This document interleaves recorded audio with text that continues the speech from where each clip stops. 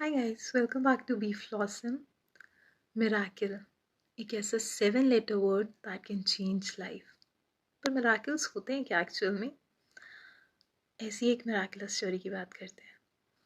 एक राजकुमारी थी, विद्योत्मा। कहते थे कि वो इतनी इतनी इंटेलिजेंट थी कि उनको कोई हरा ही नहीं सकता था। तो वो संस्कृत में स्कॉलर थी।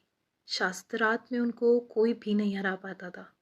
उनके फादर ने जब सोचा कि इनकी वेडिंग करनी चाहिए तो उन्होंने उसके अकॉर्डिंग उनके लिए स्वयंवर अरेंज किया।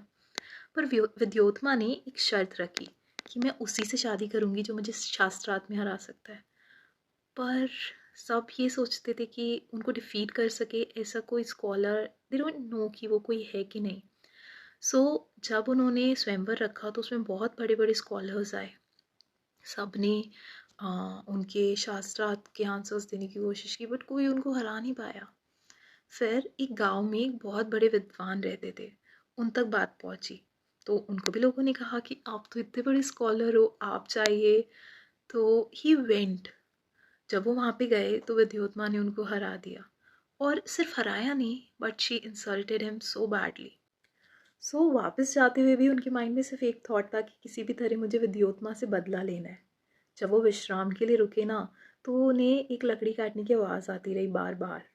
वो बाहर देखने गए कि कैसी आवाज़ है। उन्होंने देखा कि एक पेड़ पे एक इंसान खड़ा है और वो लकड़ी काट रहा है, पर वो उस साइड की ब्रांच काट रहा है जिधर वो खुद खड़ा है। उन्होंने बहुत एविल स्माइल दी और सोचा, इससे मूर्ख तो कोई इंसान एग्जिस्ट नहीं कर सकता। क्यों ना मैं इसकी शादी विद्योत्मा से करा दूँ। तो उन्होंने उसे नीचे बुलाया और कहा कि मैं तुम्हें पैसे और खाना दूंगा, बस तुम्हें मेरा एक काम करना है। मैं तुम्हें एक सभा में ले जाऊंगा, तुम्हें वहाँ बस मौन रहना है। तो वो भी मान गया कि मेरे को खाना और पैसे तो मिल रहे हैं।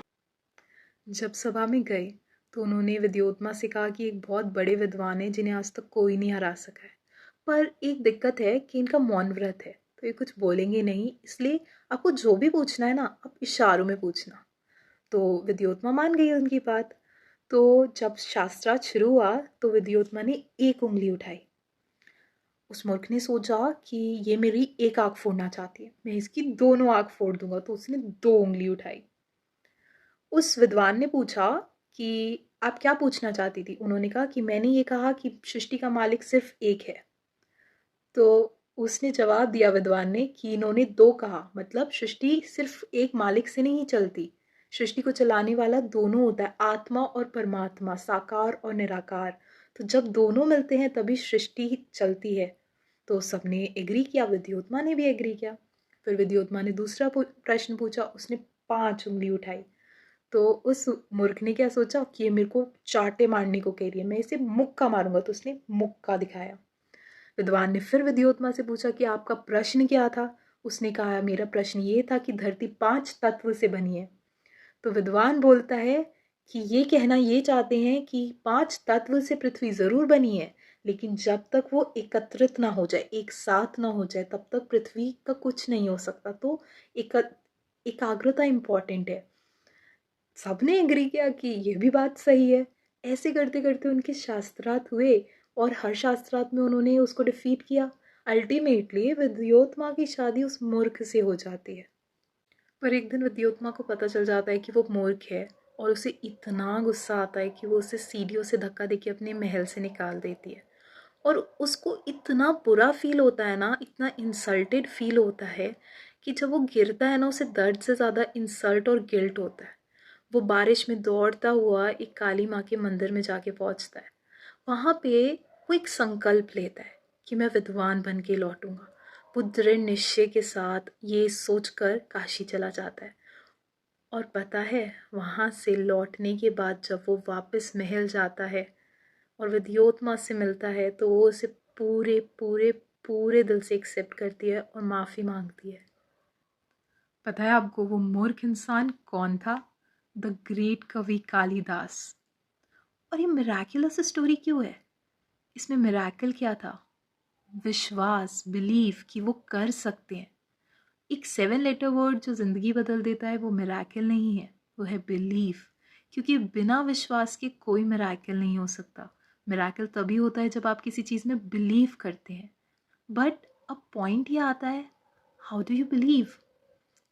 एक बहुत सिंपल मेथड है to believe in yourself, and that is संकल्पा और affirmations. Anything, anything you want in life, trust me on this. Just get up in the morning, जो भी कागज दिखे, diary, notebook, just take it and write down on it whatever you want in your future. Write it as you have it. For example, आपको चाहिए कि आप बहुत fit और हेल्दी हो, so write it down. I am so happy and grateful now that I am fit and healthy. और ऐसे affirmations ना रोज लिख के उसे अपने विश्वास से लिखिए एंड वर्क फॉर इट। जब हम कुछ बिलीव कर लेते हैं ना and we work for that, then there is no point of turning back. कर्म करो, फल की इच्छा मत करो। It's all that, just believe and work, it will eventually happen. समय हर समय को बदल देता है, समय को थोड़ा समय दीजिए। आंधी और तूफानों में भी अपने हौसलों को बुलंद कीजिए। Do subscribe to our channel and keep smiling.